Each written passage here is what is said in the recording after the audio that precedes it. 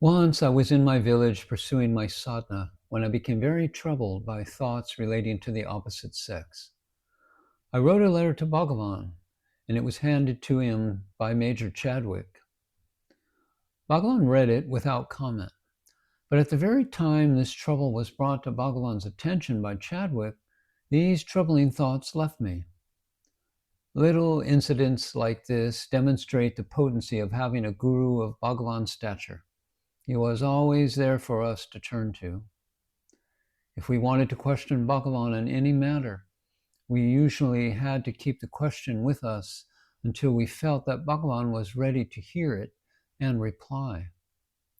Sometimes his look would be so distant he seemed unapproachable, or he would be so intently occupied we could not think of disturbing him. Most of us were simply in awe of him and found it difficult to start up some conversation or ask a question. But what questions were we to ask? Did we not have faith in him? And wasn't that what mattered most? And what instructions were we to ask? We all knew his teachings. We all knew what we had to do. Those who had come to him and had taken to his path had already gone through the elementary and spiritual practices. Undergraduate or postgraduate students may ask questions of their professor, but those who are working on their PhD degrees are quietly occupied with their research and on rare occasions meet and consult their advisors.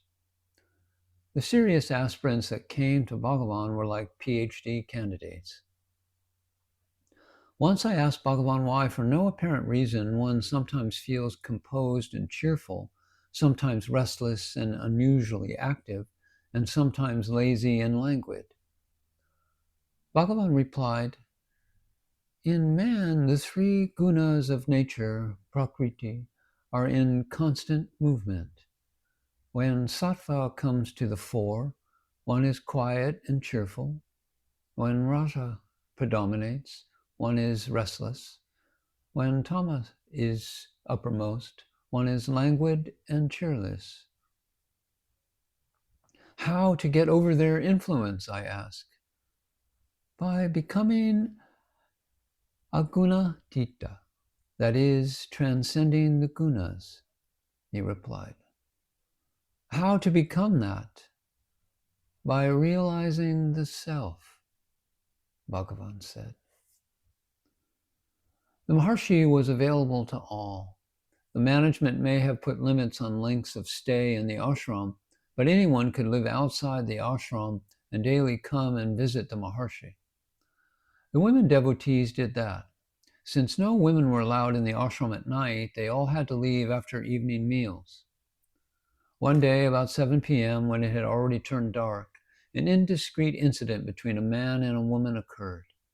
When Bhagavan came to know of it, he said that the women devotees should be fed their evening meal by 6:30 and then sent home. In the case of moral propriety, Bhagavan intervened, but he would never judge or condemn people for their moral lapses. He understood human frailty and was determined to teach us how to transcend it, not to dwell on it.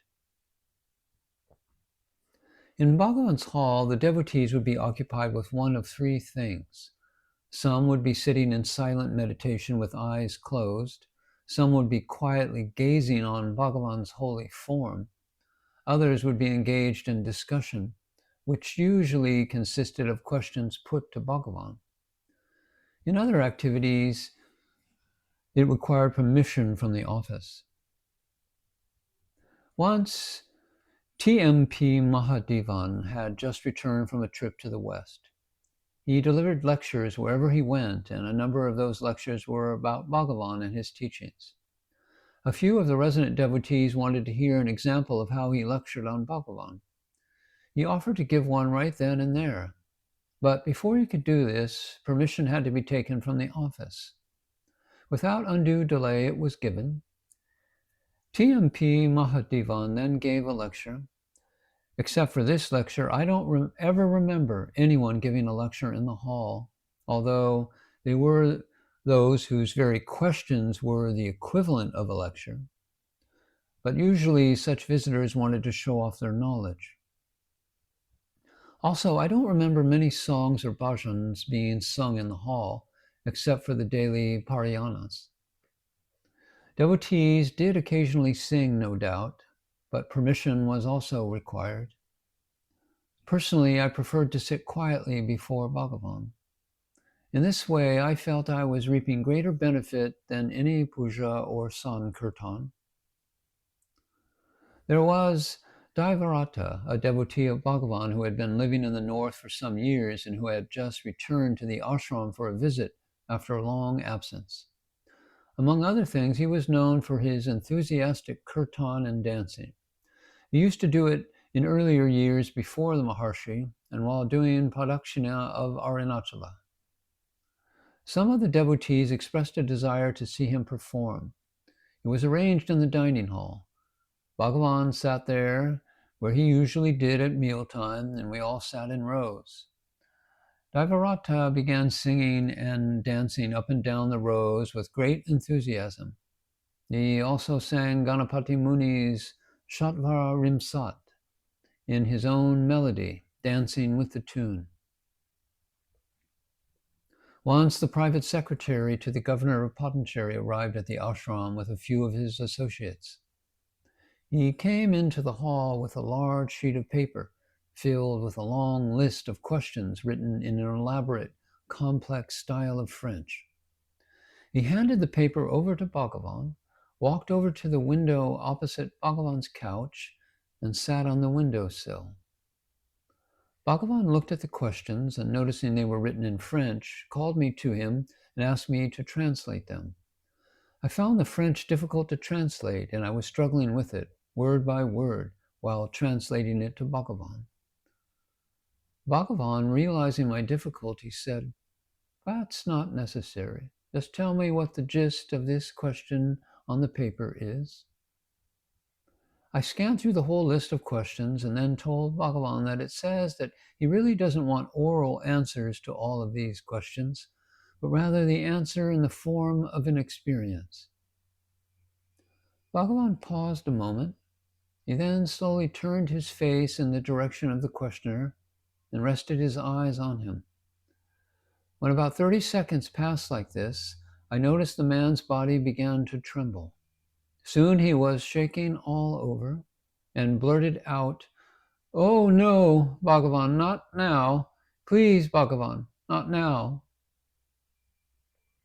I was standing a little to the side of Bhagavan, watching this extraordinary scene and wondering what a being this Bhagavan is.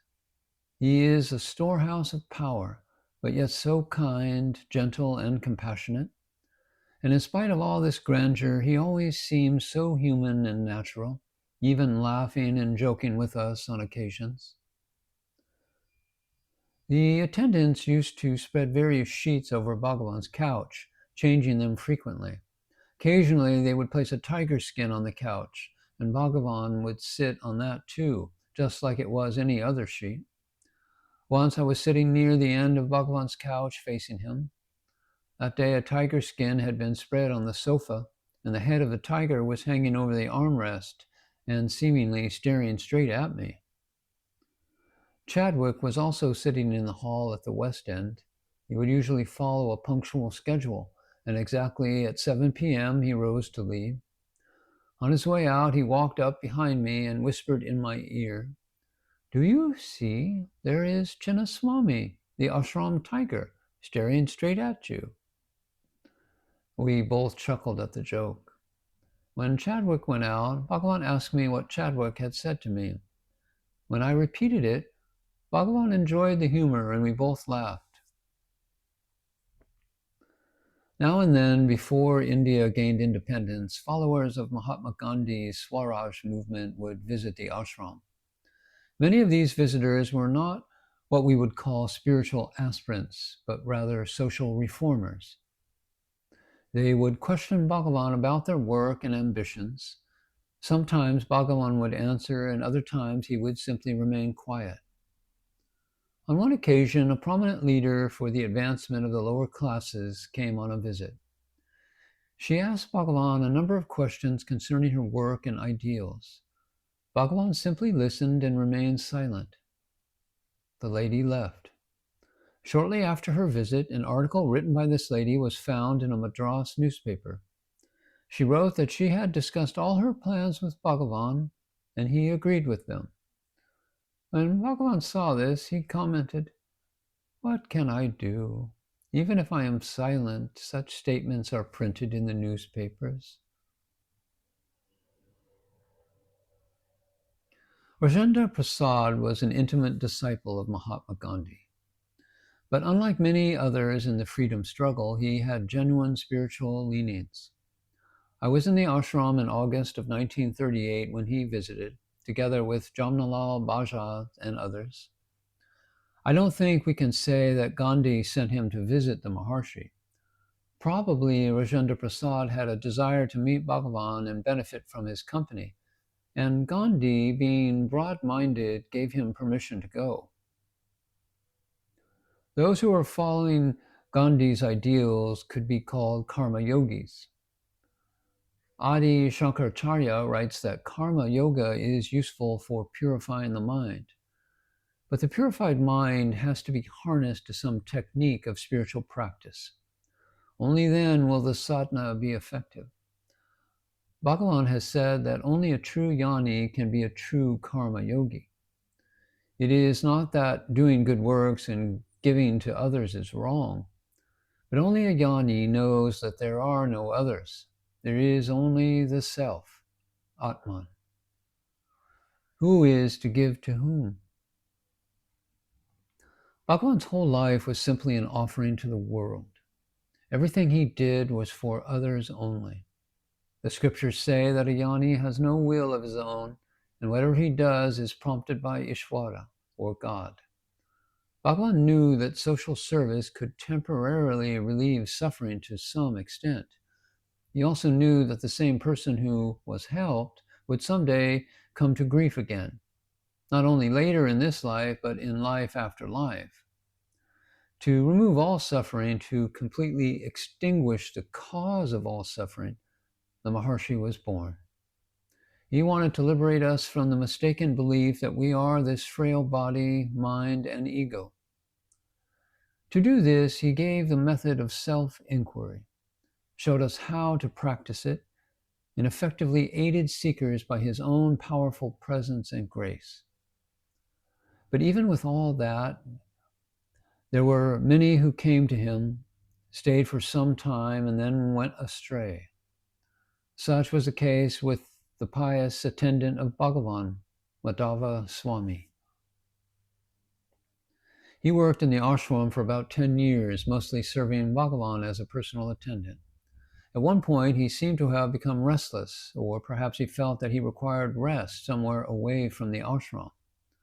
At this juncture, he came to me one day and asked if I could help him with a travel fare to Yogi Ramaya's ashram in Andhra Pradesh. Up to this point, Madhava was considered a model devotee. Everyone praised his virtues of steadiness, devotion, and service to Bhagavan. So I was a little surprised when he told me he desired to leave the ashram. I asked him what Bhagavan and Chinnaswami said about his plans. He told me that they both approved of them. Later, I discovered it was not so. Bhagavan had recommended that he simply cease working for some time, take his meals in the ashram, and then rest, free from all responsibilities. Apparently, he did not heed Bhagavan's advice, and as a result, had to suffer. Madhava left the ashram as planned, but returned after a short time. His job as one of Bhagavan's attendants had already been given to someone else, and consequently, he had nothing to do when he returned, and I would often see him sitting in Bhagavan's hall. His restlessness persisted, and it wasn't long before he left the ashram again.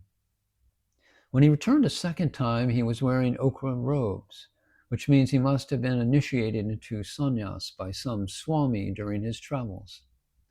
Yet he was still unsettled, and he went away again. Then all of a sudden we heard he had died in Kumbakonam under strange circumstances.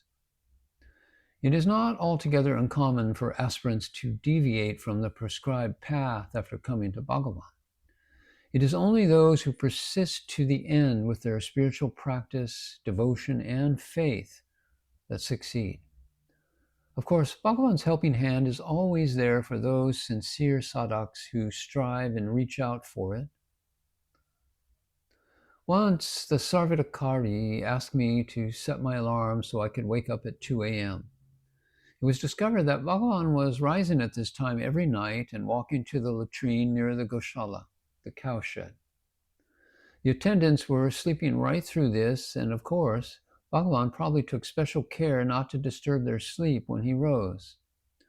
When the Sarvadakari discovered what was happening, he became concerned that if Bhagavan should fall or some other mishap should occur, there would be no one to help him. So at 2 a.m., I awoke and walked over and stood near Bhagavan. He was then reclining on the couch outside of the veranda. When Bhagavan saw me standing there, he quietly slipped off the couch and walked to the latrine with the aid of a flashlight. I followed. No words passed between us. There is no doubt that Bhagavan understood why I was there and who requested me to come at this hour of night, yet everything transpired in silence. On such occasions, when silence prevailed, we would assume that Bhagavan approved or was pleased. When he was displeased, we could easily know, for he did not hesitate to correct us. In this way, we were always on our guard and alert to his will. One day I received a letter from my family informing me that they were traveling to Tirupati. They requested me to leave the ashram and meet them there. When Bhagavan was returning from his walk and was near the well, I mentioned the details of this letter to him. He made no reply.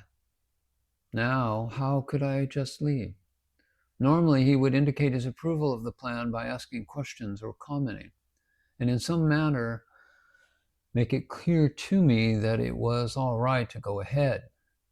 In this instance, he said nothing and just kept walking. The very next day, I received another letter from my family informing me that the trip was canceled. How can we explain this? Is it a siddhi, a miracle, or what? Everything happened naturally in Bhagavan's presence, and he was always so unassuming.